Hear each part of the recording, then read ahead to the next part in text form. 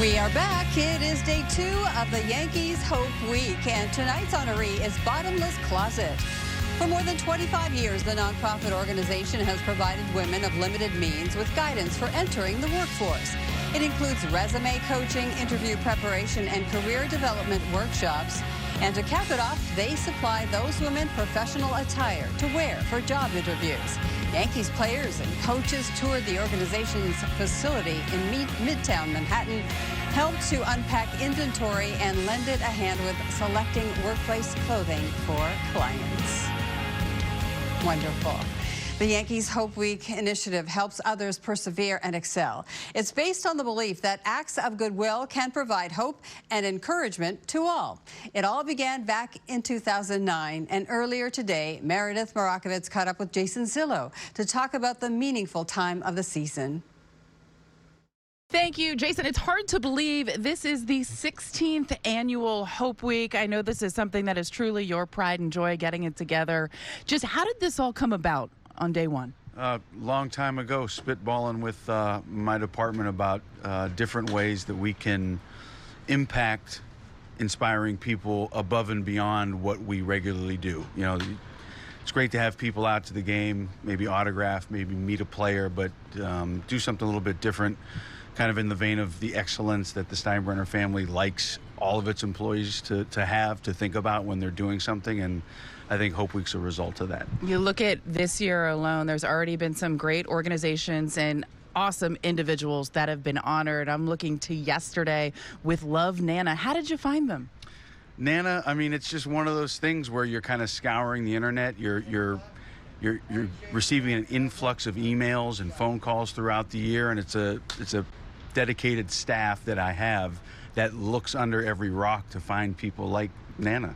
How difficult is that process, and how do you even choose? Because there are so many great organizations, even in just this area alone. Yeah, it's challenging. I mean, when we first started this, we kind of knew that one of the biggest hurdles is narrowing it down to 5 stories, and I don't have a great answer.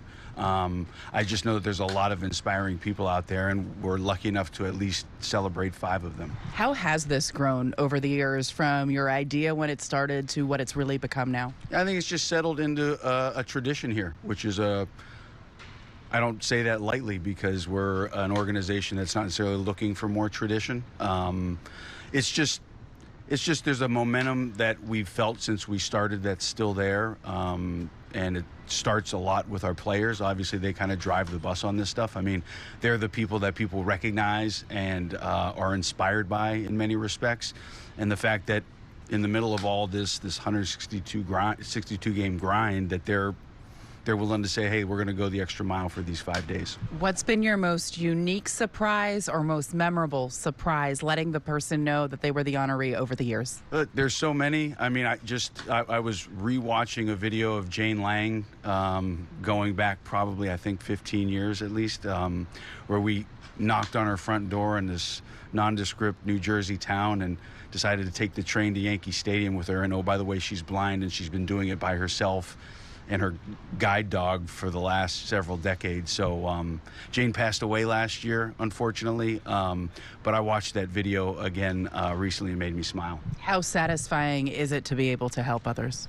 Yeah, I mean, that's what we're here on Earth to do, and I'm lucky that I work for an organization that has this giant engine. And you know, a lot of the people that we highlight, they're in many ways, they're underdogs. They're people that aren't on the front pages of newspapers or viral sensations, but for us to find them and kind of let them know that they're being seen and being heard, and it's a nice feeling. We had Bottomless Closet today, which was in Midtown, a great organization. We still have 3 more days of Hope Week hereafter. Can you give us a sneak peek on what's coming up? Well, I mean, you guys are going to be one of the lead dogs on Thursday. We've got 2 brothers who have a really interesting and inspiring story, and their dreams, one of them is to become maybe a PA announcer or broadcaster. So I think a lot of people on the Yes Network are going to get a taste and flavor for who they are.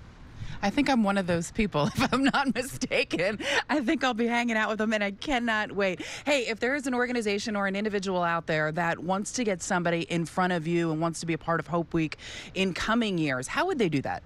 The easiest way is to go to hopeweek.com. It's a really comprehensive look at everything that we've done, that we continue to try to do, and you can nominate people on that site. And I imagine you can probably go to the ones that are being honored this year and make donations as well. Without question, that's the idea. We want to kind of pay it forward. Jason, appreciate the time. Thank you, Meredith. Send it back to you in the studio.